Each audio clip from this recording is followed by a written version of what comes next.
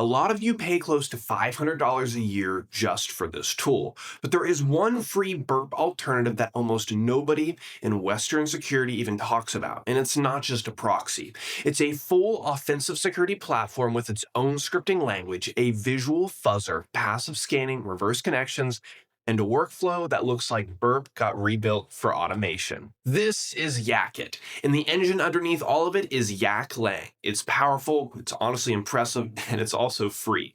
But at the same time, it's also heavy, Chinese first, and not the cleanest tool to learn on day one. So the question is not, is this better than Burp, but rather, who should actually use this?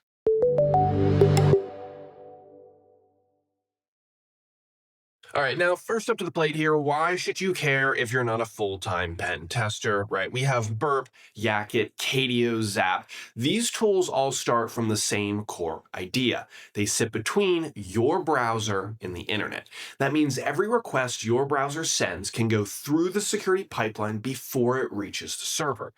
Burp became the standard because it made that workflow practical. It does a really good job. Intercept, inspect, send to the repeater, send to intruder, scan document, repeat. That's the process. But Burp's free version is intentionally limited. There's no full scanner, intruder is throttled.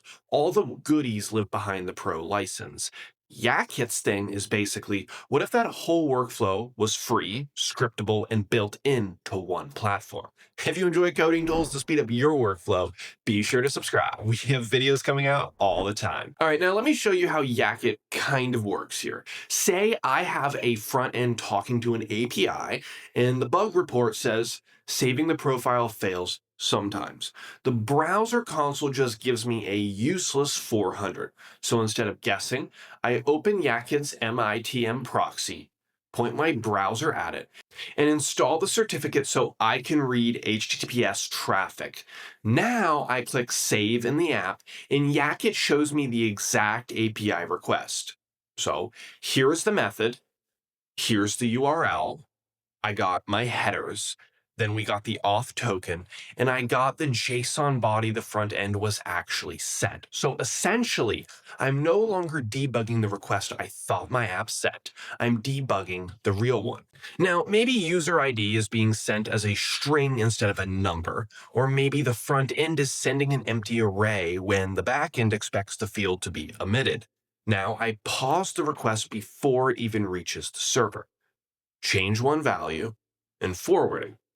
If the server accepts the edited request, I probably have a front-end bug.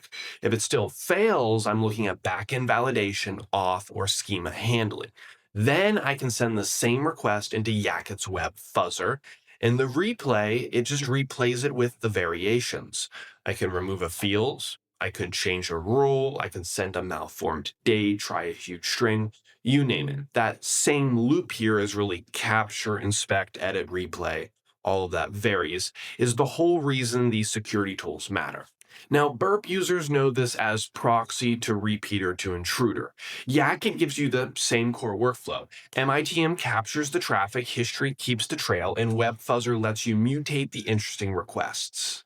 So what makes Yakit different from Burp? Well, the obvious one is Yakit can save you $500 a year. Cool, sweet, self-high five. But then on the other note, in Burp, you usually think in separate tools. Proxy, repeater, intruder, scanner extensions, they're different tools. In Yakit, it feels more like one big security workbench. The MITM proxy is the traffic capture layer. History is where you search and triage what you caught. Web Fuzzer is the place where the replay requests, mutate parameters, test payloads, all of that really flows. Then you have plugins plus the Yaklang script that lets you automate the stuff you do over and over again. Now, I don't want to say completely here Yakit is the Burp alternative, but let's say something more along the lines of Yakit is a Burp style interception workflow wrapped inside of a broader offensive security platform. Now, the part that makes Yakit more interesting than most of these other clones for Burp we see is Yaklang.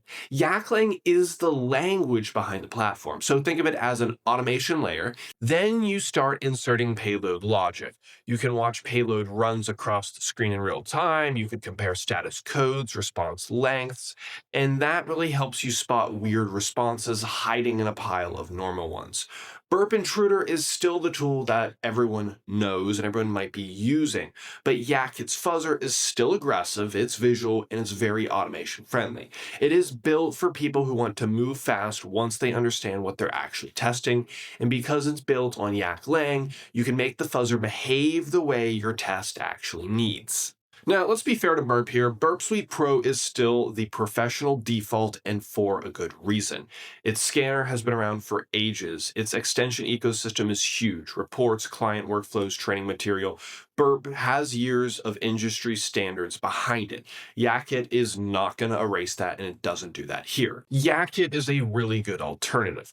Burp is the safer professional default. Great. Yakit is more surprising here because honestly, I didn't know about it. It is a Chinese focused tool. But there are some catches and they're not small. Yakit is heavy.